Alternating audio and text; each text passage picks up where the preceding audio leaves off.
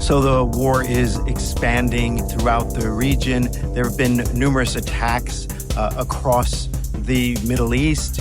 There was a particularly horrific attack by the U.S. on Qeshm Island that caused civilian casualties. And there's some video from that, really heartbreaking stuff.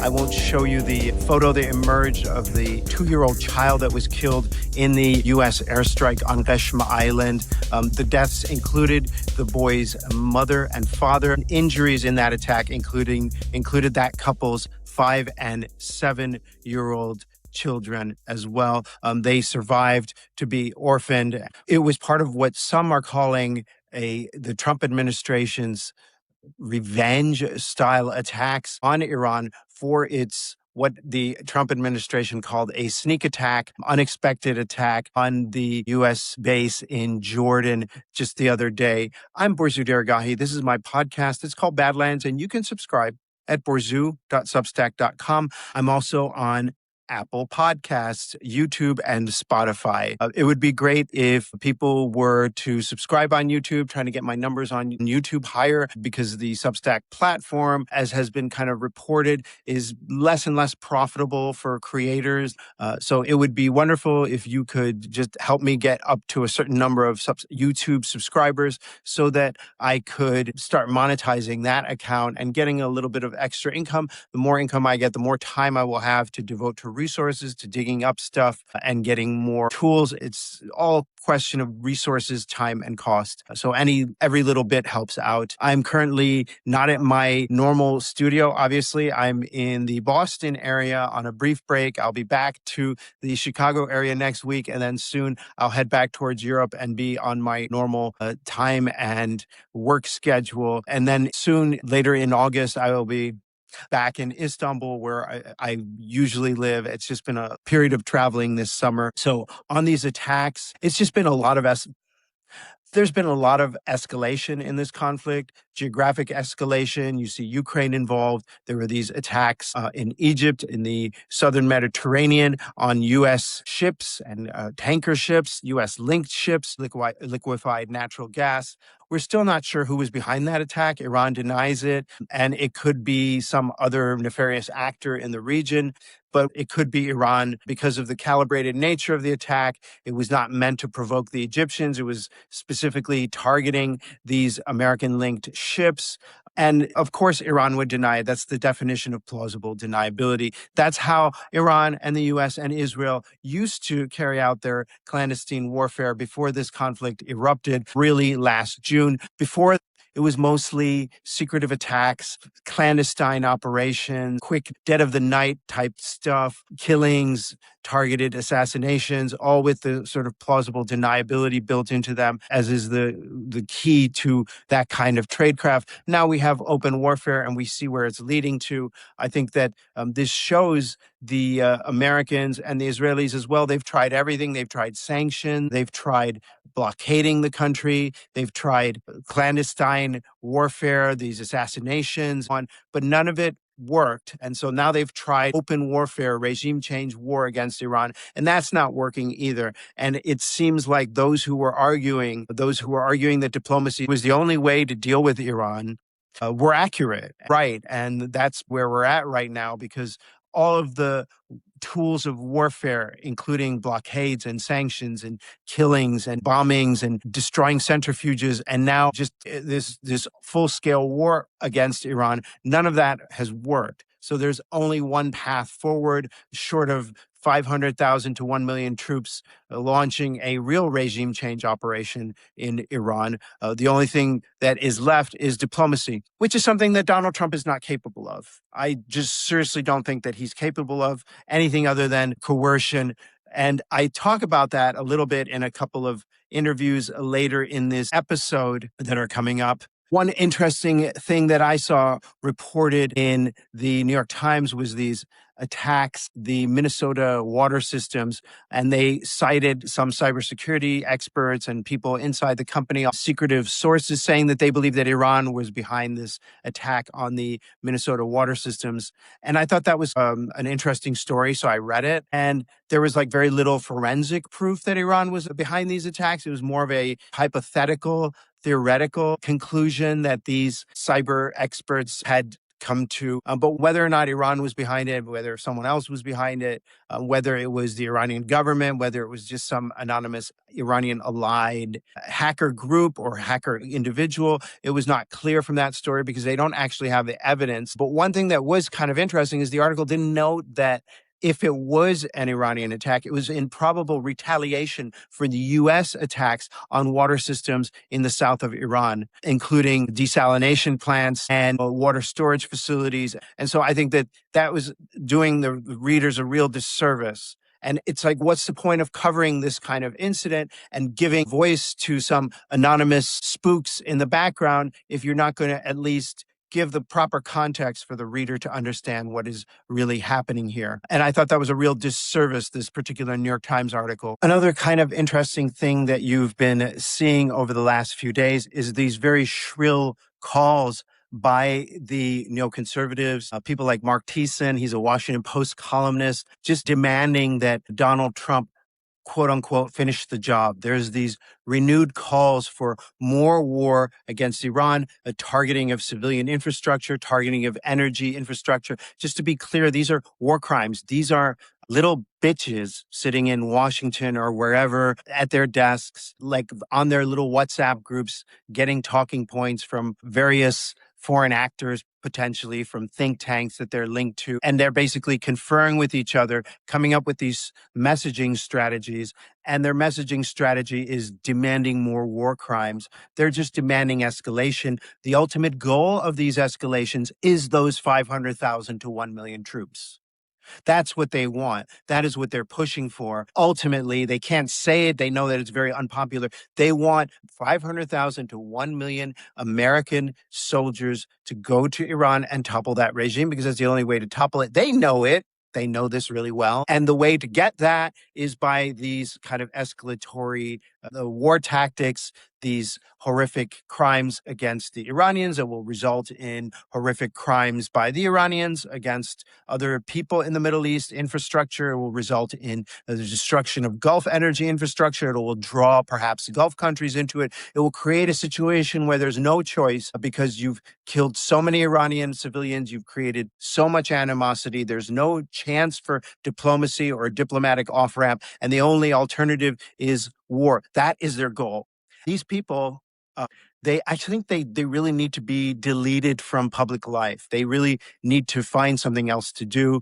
These various think tanks need to have their tax exempt statuses removed. They should be investigated. You need a flood of police and agents and going onto the campuses and offices of these think tanks and just seizing their files and computers. We need to figure out ways to essentially get these people to stop having so much influence on public discourse. They don't represent a lot of people. Polls show that more than two-thirds of Americans oppose the war in Iran. And yet these people seem to make up 90% of the public argument on television, in newspapers, in different online outlets. They seem to dominate the discourse, even though they do not dominate the public opinion at all. Very minor sliver of a minority party at this point, and they need to be excised from public life. They can do something else. They can shine shoes. In any case, I spoke recently about the escalation cycle in the Gulf with India's NewsX World in an interview that was quite interesting. And then after that, I spoke with India's NewsX World about the fake peace deal between Hamas and the Israelis, this deal that Donald Trump brokered, supposedly, that will get Hamas to disarm in exchange for Israel ending the current occupation of Gaza, neither of which will happen, definitely not before the October elections in Israel. I think Hamas is trying to throw a wrench into those elections, create chaos and sow division in Israel by agreeing to this deal. I don't think that Israel intends to leave Gaza ever, really, unless it's forced out. And I don't think that Hamas has any plans for disarming, at least not anything other than token gestures. So with that, here's the interview I did about Iran. Can we say that Oman was ambiguous in their stance till now, but now they have kind of made up their stance on where do they stand about the Strait of Hormuz, either in cooperation with Iran or not? And how do you think this leads to what kind of situation? I think Oman is trying to work out a diplomatic solution that keeps its Iranian neighbors and American patrons, for want of a better word, happy. And that is going to be very tough. One of the proposals that the Omanis have proposed is that the management of fees for the Strait of Hormuz be made voluntary. And that's just completely something that Iran will reject. They don't want voluntary. They want either Iranian control or joint Omani-Iranian control. And if not that, at least some kind of Gulf and local control over the Strait of Hormuz.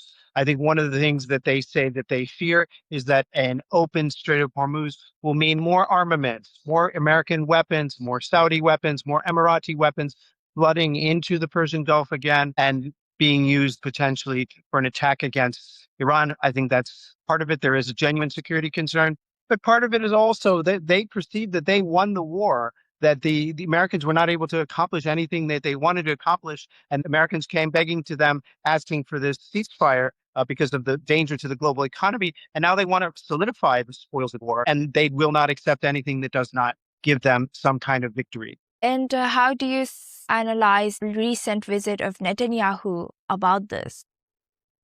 Well, ostensibly, Benjamin Netanyahu was on his 8th visit since the second Trump presidency to Washington, just for the ceremonies and funeral services for the late Senator Lindsey Graham, who was basically a subservient politician to Israeli demands, as recent videos have shown. Netanyahu is here to meet with people in Washington. He's here to confer with other U.S. senior officials, including Pete Hegseth, perhaps trying to shape the next stage of the war if there is going to be one. But it seems he's getting a somewhat standoffish reception from the president himself, from Donald Trump. I think that to some extent, Donald Trump perceives that Benjamin Netanyahu sold him a bill of goods, sold him a defective product. This promise of an easy victory in Iran was Benjamin Netanyahu's promise. He was the one who sold this to the Americans, according to two esteemed New York Times reporters in a book called Regime Change that has come out. He's been peddling this war to various presidents for years, and Donald Trump was the one who took him up on it with the promise that victory would be quick. Victory has not been quick. The war has been the definition of a quagmire, and the U.S. doesn't know how to get out. Yes, and U.S. doesn't know how to get out. Do you think Iran is taking advantage of that scenario, or is Israel taking advantage of that scenario?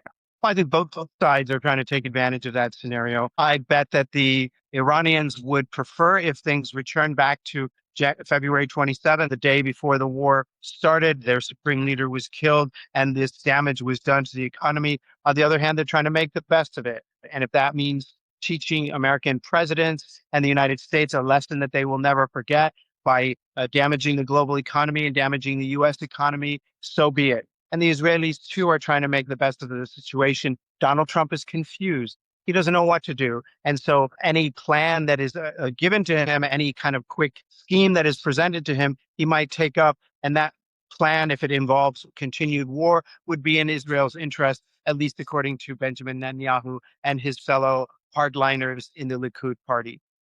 How do you analyze Saudi Arabia for the first time confirming joint cooperation with U.S. on targeting Iraq, militias in Iraq? Is this now another front that is opening or already opened in this war?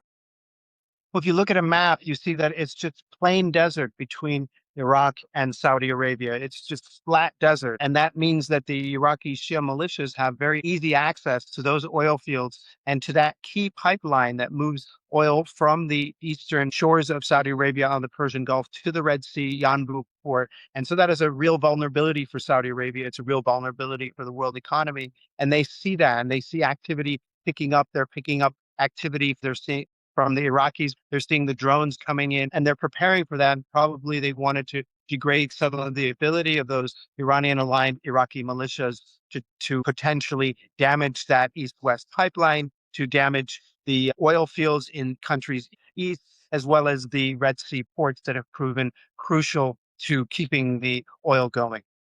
Iraqi government has condemned the attacks, while U.S. has said that these attacks were in coordination with the Iraqi government as well. How are we to make of this scenario? Is Iraq also confused? No, I don't think the Iraqis are confused. I think the Iraqis are conflicted. On the one hand, these Iraqi militias, these Shia Iranian aligned militias are a pain. They are a nuisance to the government. On the other hand, they're part of the government. They're a pillar of this current government. So they're in a tough situation. I'm sure that they might have given Donald Trump the green light to go ahead with this, but I'm also sure that they publicly disavow these attacks and consider them potentially dangerous to the overall political stability in the country. But given the fact that the U.S. continues to control Iraq's purse strings, continues to monitor and have the control over the oil money that comes into Iraq's coffers, perhaps the Iraqi government had no choice. When many countries, especially Western countries, want to stay away from this war and are avoiding to be in this war, why are Arab nations being pulled into this? Well, they're just closer. They have no choice. The Saudis, the Emiratis, even the Egyptians, where there was an attack, they're not only involved in the war, but they're also involved in the diplomacy just because they have way more to lose. Meanwhile, the Europeans are mired in Ukraine. The Western world does not want anything to do with this conflict. They don't trust Donald Trump. Donald Trump, before this war, was making moves on Greenland, and that created a lot of bad blood with the rest of the West. And so now that he is involved in this misadventure, that doesn't appear to have any exit ramp, why would any country get involved unless they had to? Saudi Arabia, Turkey, Pakistan, Egypt, the United Arab Emirates, Jordan, and these countries are getting involved because they're right in the neighborhood and right in the line of fire. And here's the interview I did about the Trump brokered peace deal with Hamas. If Hamas follows through on this phased disarmament, massive development that we have just seen, how transformative could this be for Gaza's political and security landscape? And what verification mechanisms would be needed to ensure all parties honour their commitments? Is it this board of peace? Well, I think that we're jumping a few steps ahead. I think that this plan has been denounced. So far, we've not seen the details of it. It's basically could be more bluster from the administration of Donald Trump. He's famous for just saying things that turn out not to happen. Hamas has agreed to it, but conditionally. The key word is once Israel withdraws or as Israel withdraws from the 60% or more of the Gaza Strip that it is now occupying and excluding Palestinians from. And that is a big ask of the Israelis. The Israelis will not be able to do this anytime soon. They will not be able to do this before the election is in October. That will not be politically possible for Israel to withdraw from Gaza, probably not even 1 inch, much less the 60 to 70% of the enclave that it is now controlling. And until that time, there's not going to be any disarmament. And Hamas understands this. So they agreed to this deal, knowing that the Israelis probably will not follow through on this plan. And as a matter of fact, we've heard very little from the Israeli side about whether they will abide by this agreement, whether they even agree to this deal. And I don't even know about the possibility of these international forces being deployed to Gaza. Let's see about that, especially since they're coming from Muslim countries. I just don't think that that's sellable by any Israeli prime minister to the Israeli public right now. The framework links Hamas's disarmament with a phased military withdrawal. We obviously saw the ceasefire framework that came into effect last year. However, in recent days, it's seeming that strikes and just it's Gaza's completely come under fire. So which side is likely to face the greater implementation challenge? And what are the biggest risks that could cause this agreement to collapse? I think that there is more likely than not that this agreement will collapse. It will never even come to fruition. It's just something Donald Trump says. And what Donald Trump says literally very rarely has anything to do with reality.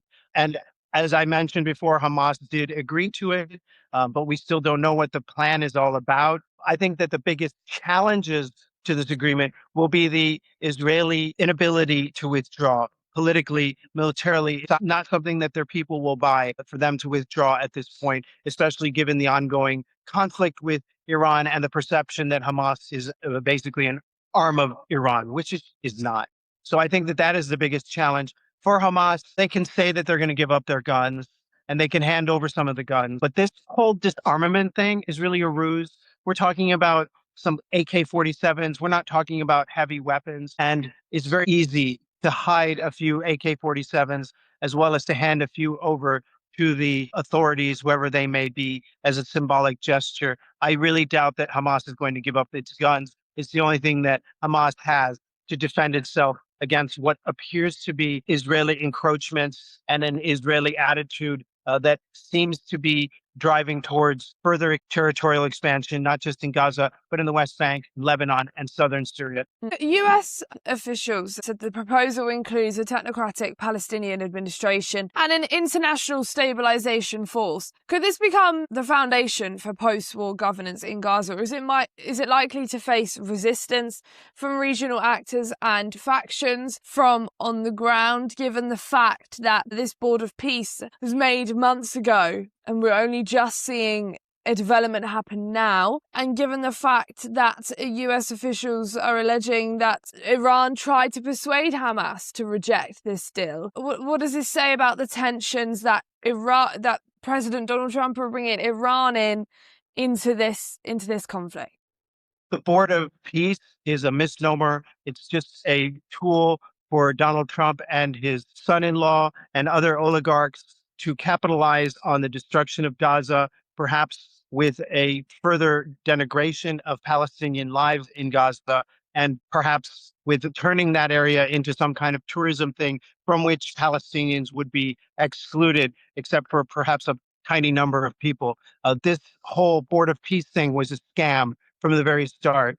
Donald Trump's latest proposal is more likely than not just another scam. This whole thing, I just don't think it'll happen. I don't see Israel allowing troops from other countries go into Gaza with guns and join up with Hamas in the way that they would see it, especially since you're talking about Muslim countries like Morocco, whose troops will be sympathetic to the Palestinians. Even if they do a perfect job, I don't think that's sellable to the Israeli people. So I think that this whole thing is just like more bluster from Donald Trump, more claims by Donald Trump. As for the Iranian interference in this matter, I don't know if that's something that is Iran's focus right now. What you have is one anonymous administration official leaking this to some news organizations that Iran was trying to convince Hamas not to go along with this deal. It sounds like bogus to me. It sounds like just another lie from the Trump administration. And if it is true, it doesn't really matter. There could be some factions in Iran that are urging Hamas not to do this,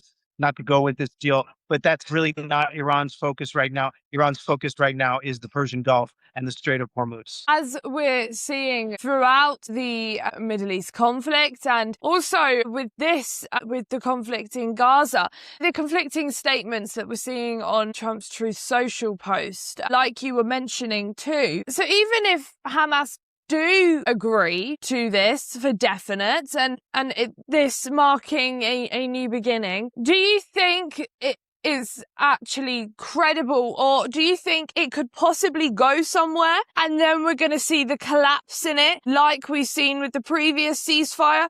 As it isn't just security guarantees, it's a reconstruction and the future of the Palestinian state, and also, like you mentioned, the withdrawal of these Israeli troops.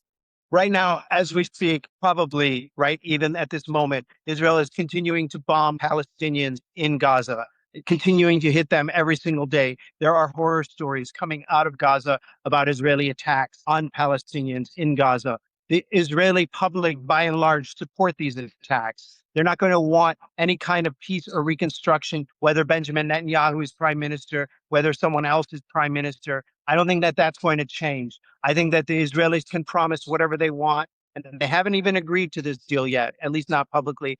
And I think that Hamas knows this, and Hamas knows that it can promise whatever it wants, giving a few conditions that include certain red lines that they know that Israel won't cross, for example, withdrawing completely from the Gaza Strip.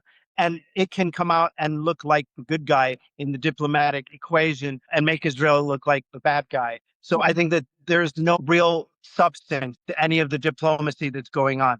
This administration in Washington doesn't understand diplomacy. They understand real estate deals, and they understand television and packaging and marketing and signaling. And so I think this is all just a communications exercise that is a cover up for what is a possible real estate exercise, a real estate development project that Jared Kushner and Steve Witkoff fantasize about turning Gaza into some kind of Dubai. Hey, thanks for listening or watching. Sorry about the irregular circumstances. It's been a real challenge here these last few days getting the podcast going. I haven't had great internet. I'm Borzu Deragahi. This is my podcast. It's called Badlands. You can subscribe at borzu.substack.com or at Apple Podcasts, on YouTube, or on Spotify.